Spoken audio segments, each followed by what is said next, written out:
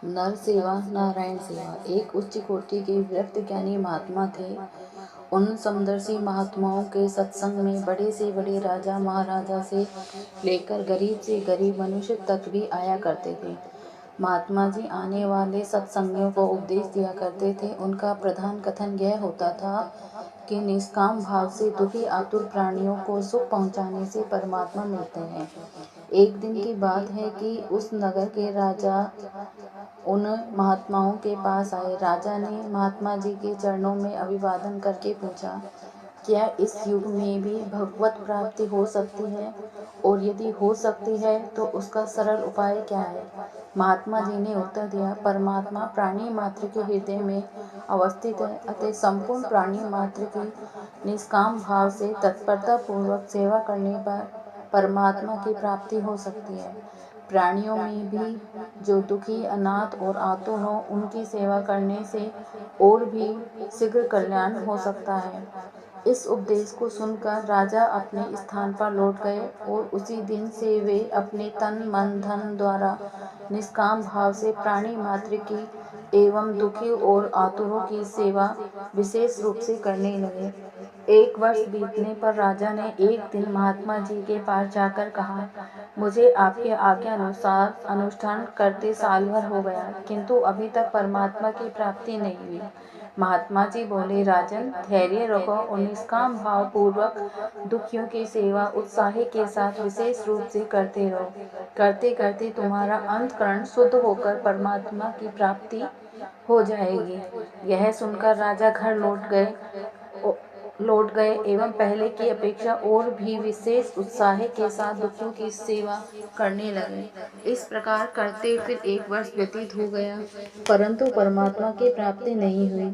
तब राजा ने पुनः महात्मा जी के पास जाकर प्रार्थना की कि महाराज, आपके आज्ञा अनुसार सेवा के अनुष्ठान का कार्य चालू है।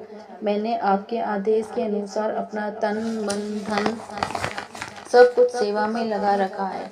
अब तक राज्य की अधिकांश धन राशि परोपकार के कार्यों में व्यय हो चुकी है, फिर भी परमात्मा की प्राप्ति होने का मुझे कोई भी लक्षण नहीं दिखलाई पड़ता। इस पर महात्मा जी ने कहा, तुम दृढ़ विश्वास रखो, जरा भी शंका नहीं करो, तुम्हें निश्चय ही परमात्मा की प्राप्ति होगी।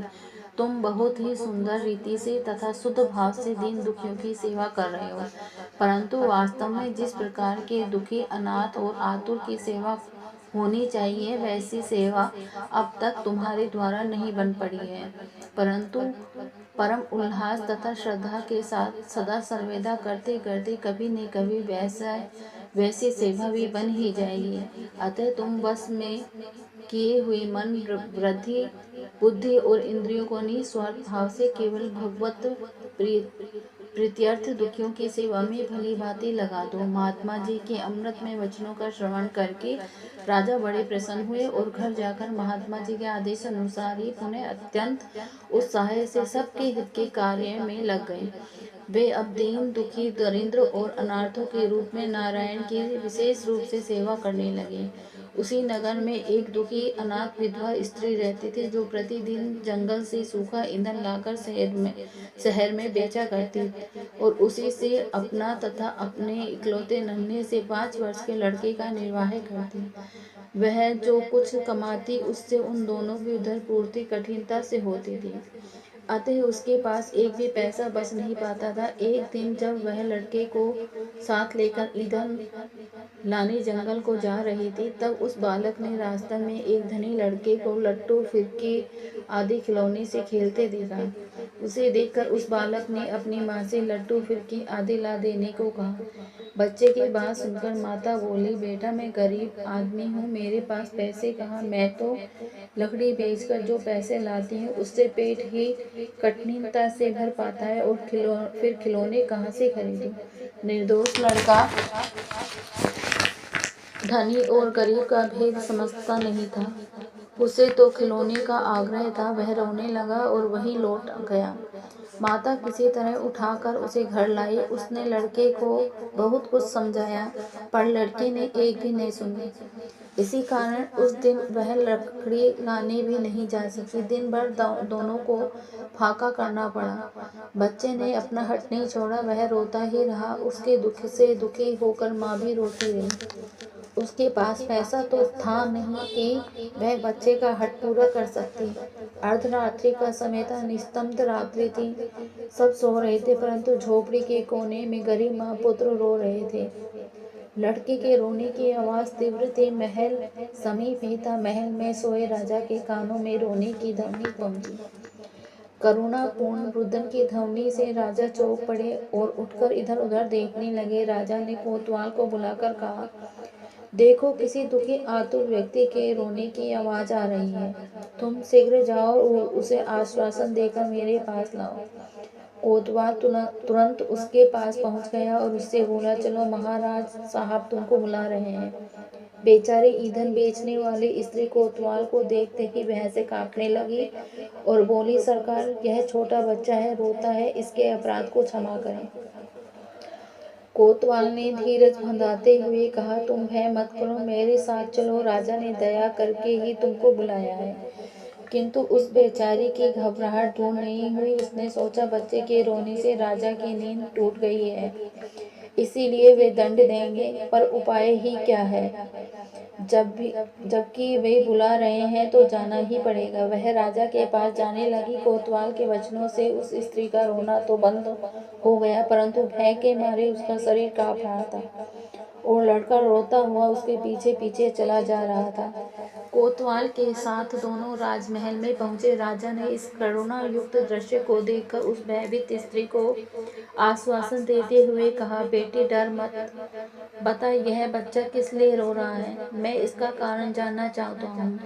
इस पर उस स्त्री ने सारी बात ज्यों की त्यों बतला दी। वह बोली, महाराज, मैं जंगल से सूखी लकड़ियां लाकर बेचा करती हूँ, उसी से अपना और इसका पेट भरती हूँ। आज मैं जब लकड़ी लाने जंगल को जा रही थी, तब रास्ते में एक धनी लड़के को लट्टू फिरकी आदि से खेलते देखकर यह मचल उठा और इसने हठ कर लिया कि मुझे ऐसे ही खिलौने ला दे।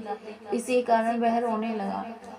इसी से मैं आज लकड़ी लाने भी नहीं जा सकी, जिसके कारण यह भूख से भी मर रहा है। आधी रात बीत गई, यह मानता नहीं, बराबर रो ही रहा है। मैंने बहुत प्रयत्न किया कि यह न रोए, पर छोटा बच्चा है, बेसमझ है, क्या किया जाए। राजा ने तुरंत महल के अंदर से साग, पूरी, मिठाई मंगवा कर दी और कहा, मैं अभी खिलौने मंगा देता हूँ। विधवा माता ने लड़के को खिलाने की बहुत चेष्टा की, किंतु हठी बच्चे ने मांग पूरी न होने के कारण कुछ नहीं खाया। माँ भी लड़की को बिना खिलाए कैसे खाती। तब राजा ने कोतवाल से कहा, अभी बाजार जाओ और यह लड़का जो जो खिलौने चाह रहा है वे यहाँ जहाँ जिसके पास भी मिले एक छबड़ी भर कर ले आओ। कर्तव्य परायण कोतवाल ने तत्काल खिलौने की दुकान के घर जाकर उसे जगाया और उसी समय दुकान खोलकर एक छबड़ी खिलौने देने को कहा। राजा के आज्ञा थी, उसने तुरंत एक छबड़ी खिलौने दे दिए। कोतवाल ने उनका उचित मूल्य चुकाकर छबड़ी लाकर राजा के सामने रख दी। राजा ने वे सारे खिलौने बालक को सौंप दिए। बालक दोनों हाथों में जितना ले सका लेकर हंसने और नाचने लगा। बालक की प्रसन्नता देखकर माता की भी प्रसन्नता की सीमा नहीं रही।